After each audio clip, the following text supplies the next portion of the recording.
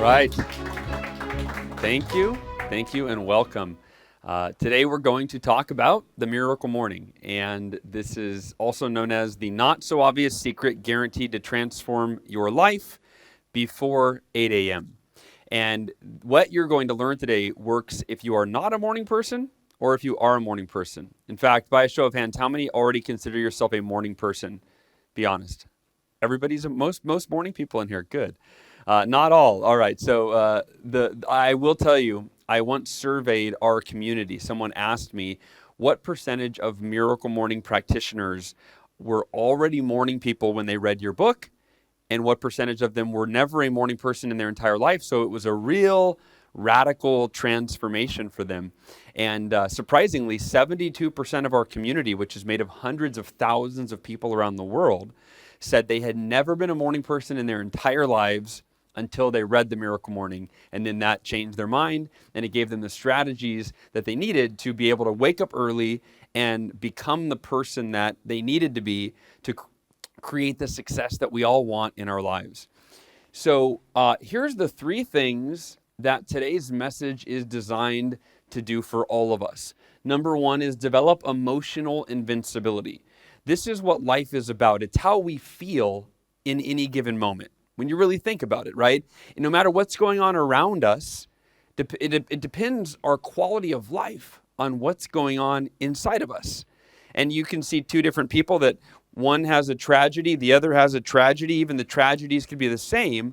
But because one person has mastered their emotions, they're able to be happy and positive and even grateful in the midst of their challenges.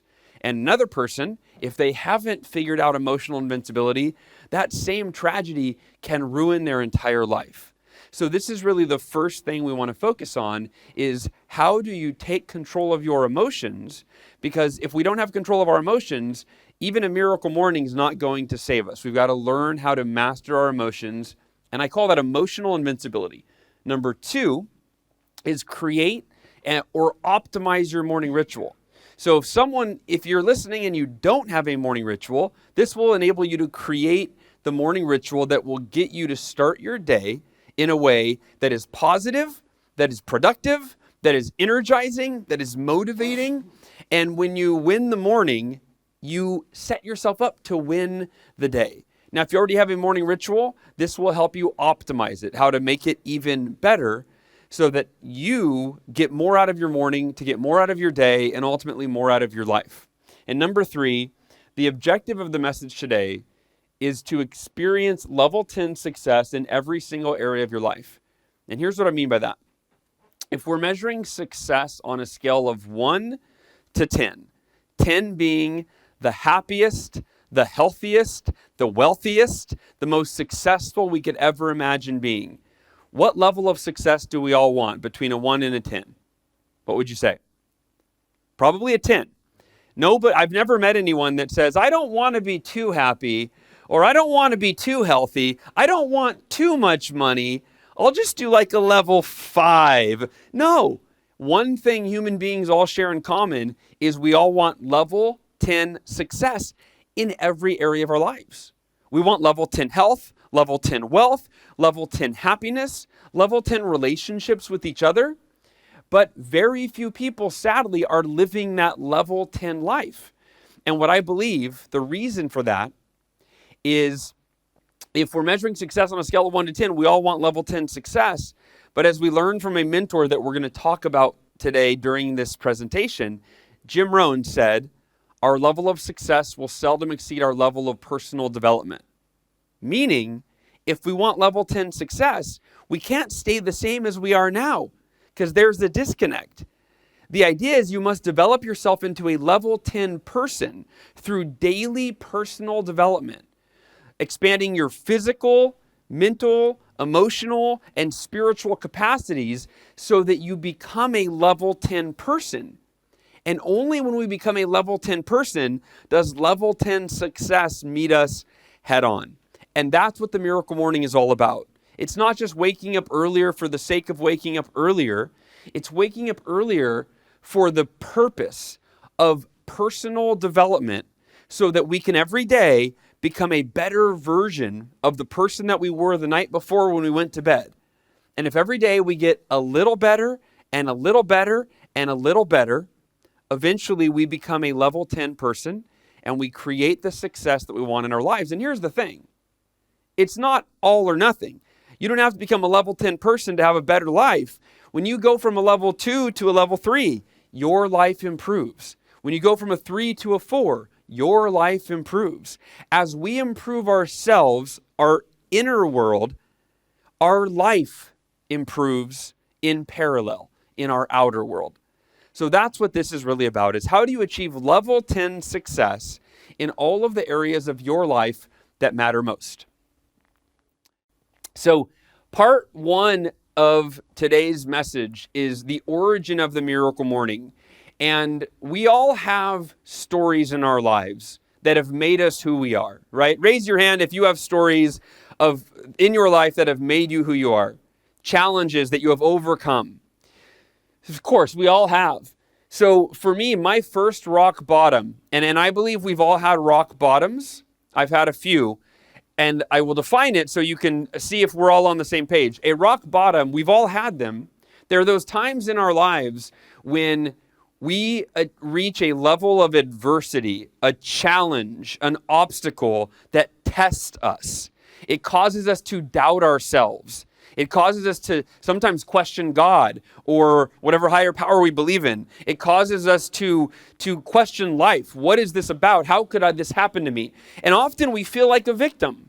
We feel like a victim and say, why me? I'm a good person. I don't deserve this. For me, my first rock bottom was one of the worst. I was driving home after I gave a speech at a Cutco conference. And if you watched the video in the very beginning, you saw what happened. I was in this car accident. Well, I was hit head-on by a drunk driver at 70 miles per hour or 120 kilometers per hour. Which, by the way, my taxi driver on the way from the airport was doing 180 kilometers. And I didn't know how fast that was, so I went on my phone and asked how many kilometers is 180 into miles per hour. He was driving is that normal? 180 kilometers per hour, is that normal? I don't know. It was fun. I go, he's fast. So I was hit head-on by a drunk driver. I woke up 6 days after I was hit by the drunk driver, because when I was hit by the drunk driver, I died for 6 minutes. My heart stopped beating for 6 minutes. I stopped breathing for 6 minutes. I was then in a coma for 6 days. And I came out of the coma after 6 days and woke to the most devastating reality. I was finding out that I was in a hospital, that I was in a lot of pain, and I didn't understand why.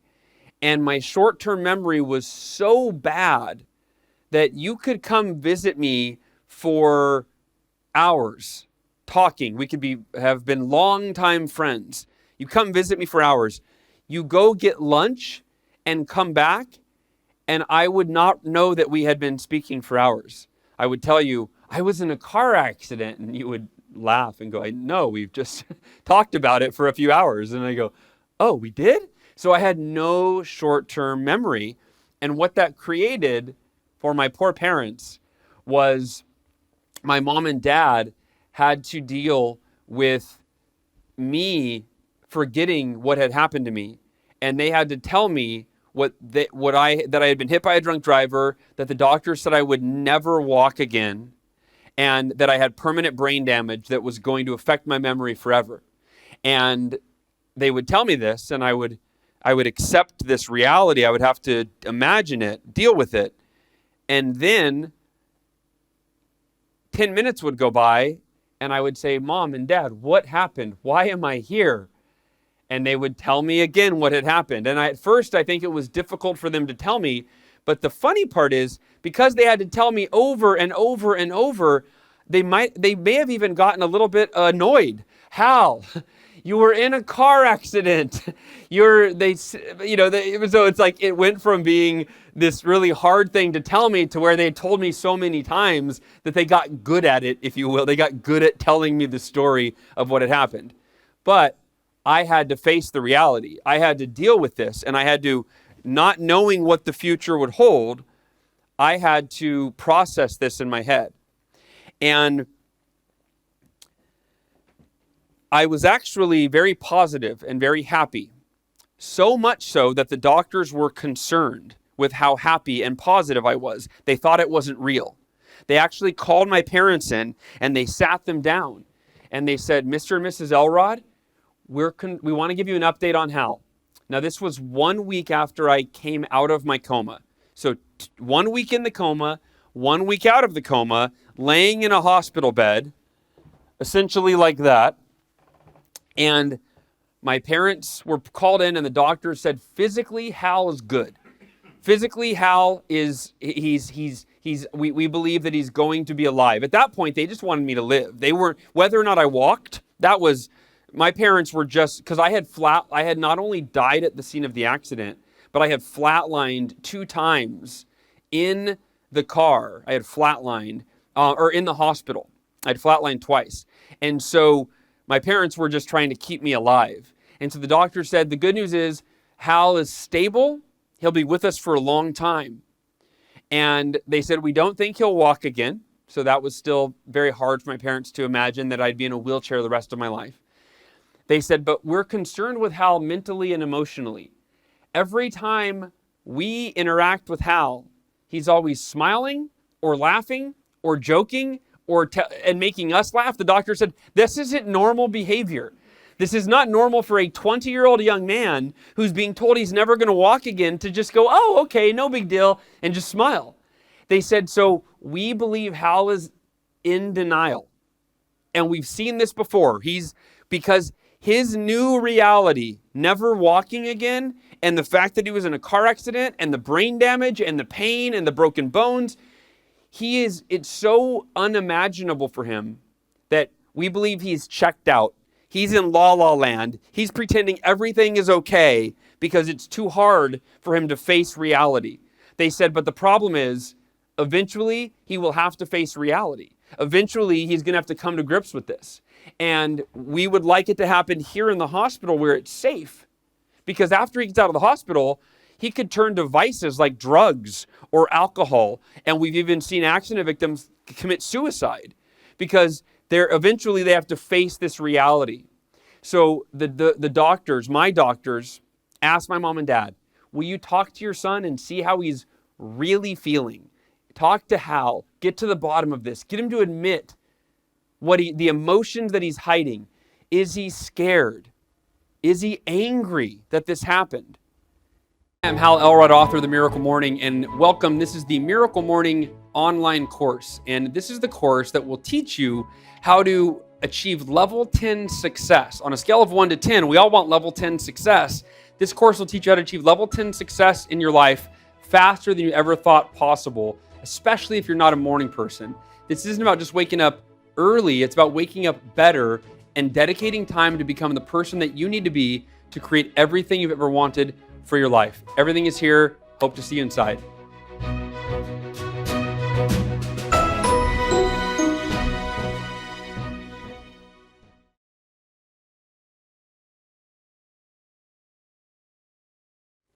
So I woke up the next morning and I sat on my living room couch at my coffee table. And the night before, I had printed out a lot of documents because I didn't know how to do any of these things. I didn't know how to meditate. So I Googled the night before how to meditate. And then I printed out a little 1-page document that taught me how to meditate. I didn't know how to do affirmations. So I just Googled, success affirmations, printed out some of those. I didn't know how to do visualization. Now, exercise, I knew that one. Reading, I knew that one. And journaling, I wasn't even sure the best way to journal. So I had to learn all of this. And that first morning, my first miracle morning, it wasn't called the Miracle Morning, but I sat up and I did all 6 of those practices. And I felt like I was terrible at all of them. But even though I was terrible at all of them, when I was done with them after it was 1 hour, I felt incredible. I felt so confident and inspired and motivated.